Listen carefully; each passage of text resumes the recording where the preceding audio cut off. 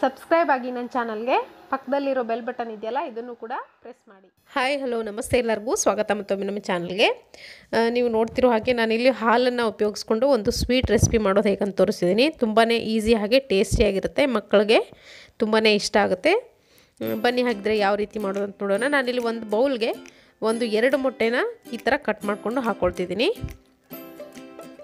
ದಿಢೀರಂತ ಮಾಡ್ಕೊಳ್ಬೋದು ನೀವು, ಮಕ್ಕಳಿಗೆ ಏನಾದರೂ ಸ್ವೀಟ್ ಕೇಳಿದಾಗ ತುಂಬಾ ಇಷ್ಟಪಟ್ಟು ತಿಂತಾರೆ. ಇವಾಗ 2 ಮೊಟ್ಟೆ ಹಾಕ್ಕೊಂಡು ಚೆನ್ನಾಗಿ ಬೀಟ್ ಮಾಡ್ಕೊಳ್ಳಿ. ನಿಮ್ಮ ಹತ್ರ ಎಲೆಕ್ಟ್ರಿಕ್ ಬೀಟರ್ ಇದ್ದರೆ ಎಲೆಕ್ಟ್ರಿಕ್ ಬೀಟ್ರಿಂದನೂ ಚೆನ್ನಾಗಿ ಬೀಟ್ ಮಾಡ್ಕೊಳ್ಬೋದು. ಸೊ ಇಲ್ಲದೇ ಇರೋರು ಈ ಥರ ಫೋರ್ಕ್ ಸ್ಪೂನಿಂದನೋ ಅಥವಾ ಹ್ಯಾಂಡ್ ಬೀಟ್ರಿಂದನೋ ಈ ಥರ ಬೀಟ್ ಮಾಡ್ಕೊಳ್ಬೋದು. ಒಂದು 2 ರಿಂದ 3 ನಿಮಿಷ ಚೆನ್ನಾಗಿ ಬೀಟ್ ಮಾಡ್ಕೊಳ್ಳಿ. ಸೊ ಇವಾಗ ಇದು ಚೆನ್ನಾಗಿ ಮಿಕ್ಸ್ ಆಯಿತು ಮೊಟ್ಟೆ. ಇದಾದಮೇಲೆ ಇದಕ್ಕೆ 3 ರಿಂದ 4 ಟೇಬಲ್ ಸ್ಪೂನ್ ಆಗೋಷ್ಟು ಸಕ್ಕರೆ ಪುಡಿ ಹಾಕ್ಕೊಳ್ತಿದ್ದೀನಿ. ಸಕ್ಕರೆ ಕೂಡ ಹಾಕ್ಕೊಳ್ಬೋದು. ಸಕ್ಕರೆ ಕರಗೋಕ್ಕೆ ಸ್ವಲ್ಪ ತಡ ಆಗುತ್ತೆ, ಟೈಮ್ ಆಗುತ್ತೆ. ಅದ್ರ ಬದಲು ಸಕ್ಕರೆನ ಪೌಡ್ರ್ ಮಾಡಿಕೊಂಡು ಹಾಕ್ಕೊಳ್ಳಿ, ಬೇಗ ಆಗುತ್ತೆ. ಇದಕ್ಕೆ ನಾನು ಏಲಕ್ಕಿ ಪೌಡ್ರ್ ಕೂಡ ಹಾಕ್ಕೊಂಡಿದ್ದೀನಿ, ಅರ್ಧ ಟೀ ಸ್ಪೂನಷ್ಟು ಫ್ಲೇವರ್ಗೋಸ್ಕರ.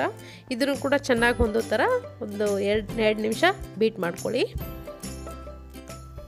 ನೀವು ಎಷ್ಟು ಚೆನ್ನಾಗಿ ಇದನ್ನು ಎಷ್ಟು ಚೆನ್ನಾಗಿ ಬೀಟ್ ಮಾಡ್ಕೊಳ್ತೀರೋ ಅಷ್ಟು ಚೆನ್ನಾಗಿ ನಿಮಗೆ ಈ ಸ್ವೀಟ್ ರೆಸಿಪಿ ಬರುತ್ತೆ ಅಂತ ಹೇಳ್ಬೋದು. ನೋಡ್ತಿರ್ಬೋದು, ನಾನು ಇಲ್ಲಿ ಇದನ್ನು ಚೆನ್ನಾಗಿ ಬೀಟ್ ಮಾಡ್ಕೊಂಡು ಆಗಿದೆ. ಇವಾಗ ಇದಕ್ಕೆ 1 ಕಪ್ನಷ್ಟು, ಇವಾಗ ನಾನು ತೋರಿಸ್ತಿದ್ದೀನಲ್ಲ ಆ ಥರ ಕಪ್ಪಿಂದ 1 ಕಪ್ನಷ್ಟು ಹಾಲು ಹಾಕ್ಕೊಳ್ತಿದ್ದೀನಿ. ಹಾಲು ಹಾಕ್ಕೊಂಡು ಕೂಡ ಚೆನ್ನಾಗಿ ಬೀಟ್ ಮಾಡ್ಕೊಳ್ಳಿ. ಸೊ ಇವಾಗ ಇದು ರೆಡಿಯಾಗಿದೆ ಮಿಕ್ಸ್ಚರು.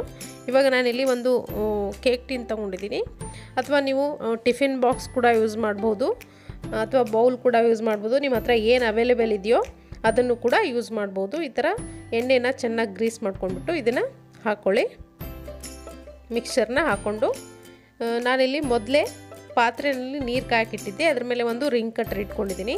ನಿಮ್ಮ ಹತ್ರ ಸ್ಟ್ಯಾಂಡ್ ಇರುತ್ತಲ್ಲ, ಪಾತ್ರೆ ಸ್ಟ್ಯಾಂಡು, ಅದನ್ನು ಕೂಡ ಇಟ್ಕೊಳ್ಬೋದು. ಇವಾಗ ಇದ್ರ ಮೇಲ್ಗಡೆ ಇದನ್ನು ಸೆಟ್ ಮಾಡಿಕೊಂಡು ಮುಚ್ಚಳ ಮುಚ್ಚಿ ಒಂದು 20 ನಿಮಿಷ ಮೀಡಿಯಮ್ ಫ್ಲೇಮ್ನಲ್ಲಿ ಬಿಡ್ತೀನಿ ನಾನು. ಸೊ ಇವಾಗ ಒಂದು 20 ನಿಮಿಷದಿಂದ ಚೆನ್ನಾಗೆ ಈ ಥರ ನಿಧಾನವಾಗಿ ಆಗ್ತಾಯಿದೆ ಇದು. ಇವಾಗ ಆಲ್ಮೋಸ್ಟ್ ಆಗಿದೆ, ಚೆಕ್ ಮಾಡ್ಕೊಳ್ಳೋಣ. ಈ ಥರ ಚಾಕುಗೆ ಅಂಟಿಲ್ಲ ಅಂದರೆ ಇದು ರೆಡಿ ಆಗಿದೆ ಅಂತ ಅರ್ಥ. ಸೊ ಇವಾಗ ಇದನ್ನು ತೆಗಿತಿದ್ದೀನಿ ನಾನು. ಇದನ್ನು ಒಂದು ಪ್ಲೇಟ್ಗೆ ನಾನು ಸರ್ವ್ ಮಾಡ್ಕೊಳ್ತೀನಿ. ಸುತ್ತಲೂ ಎಡ್ಜಸ್ ಏನಿರುತ್ತೆ ಅದನ್ನು ಚಾಕುವಿಂದ ನಾನು ಮೊದಲೇ ತೆಗೆದಿದ್ದೀನಿ. ನೀವು ಕೂಡ ಅದೇ ಥರ ಮಾಡ್ಕೊಳ್ಳಿ. ಸೊ ಇವಾಗ ಇದನ್ನು ನೋಡ್ತಿರ್ಬೋದು. ಇದನ್ನು ನಾನು ಈಗ ಯಾವ ಆಕಾರಕ್ಕೆ ಬೇಕೋ ಆ ಆಕಾರಕ್ಕೆ ಕಟ್ ಮಾಡ್ಕೊಳ್ಬೋದು. ನೀವು ಇದನ್ನು ಫ್ರಿಜ್ಜಲ್ಲಿಟ್ಟು ಸ್ವಲ್ಪ ಹೊತ್ತು ತಣ್ಣಗಾದ್ಮೇಲೆ ಕೂಡ ಕಟ್ ಮಾಡ್ಕೊಳ್ಬೋದು, ಅಥವಾ ಬಿಸಿ ಇದ್ದಾಗಲೇ ಕಟ್ ಮಾಡ್ಕೊಳ್ಬೋದು, ಏನು ತೊಂದರೆ ಇಲ್ಲ. ತಣ್ಣಗಾದ್ಮೇಲೆ ಕೂಡ ತಿನ್ಬೋದು, ಬಿಸಿ ಇದ್ದಾಗಲೂ ಕೂಡ ತಿನ್ಬೋದು. ತುಂಬಾ ಟೇಸ್ಟಿಯಾಗೇ ಇರುತ್ತೆ. ಆಲ್ಮೋಸ್ಟ್ ಇದು ಗಿಣ್ಣು ಇರುತ್ತಲ್ಲ, ಗಿಣ್ಣಿನ ಟೇಸ್ಟು ಬರುತ್ತೆ ನಿಮಗೆ. ಸೊ ಇವಾಗ ನಾನು ಈ ಥರ ಕಟ್ ಮಾಡ್ಕೊಂಡಿದ್ದೀನಿ, ನೋಡ್ತಿರ್ಬೋದು ನೀವು. ತುಂಬಾ ಟೇಸ್ಟಿಯಾಗಿತ್ತು ನಾನು ಮಾಡಿದ್ದಾಗ. ನೀವು ಕೂಡ ನಿಮ್ಮ ಮನೆಯಲ್ಲಿ ಮಾಡ್ಕೊಂಡು ನೋಡಿ, ಅಭಿಪ್ರಾಯ ತಿಳಿಸಿ ಹೇಗಿತ್ತು ಅಂತ. ನಾನಿವಾಗ ಇದನ್ನು ಟೇಸ್ಟ್ ಮಾಡ್ತಿದ್ದೀನಿ. ತುಂಬಾ ಸಖತ್ತಾಗಿತ್ತು.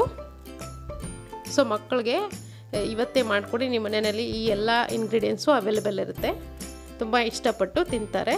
ಸೊ ಇವತ್ತಿನ ಈ ರೆಸಿಪಿ ಇಷ್ಟ ಆಗಿದೆ ಅಂದ್ಕೊಳ್ತೀನಿ. ನಿಮಗೆ ಇಷ್ಟ ಆಗಿದ್ರೆ ಒಂದು ಲೈಕ್ ಒತ್ತೋದನ್ನು ಮರಿಬೇಡಿ. ಹಾಗೆ ನನ್ನ ಚಾನಲ್ಗೆ ಇನ್ನೂ ಯಾರ್ಯಾರು ಸಬ್ಸ್ಕ್ರೈಬ್ ಆಗಿರ್ಬೋದು, ದಯವಿಟ್ಟು ಸಬ್ಸ್ಕ್ರೈಬ್ ಆಗೋದನ್ನು ಮರಿಬೇಡಿ. Thank you.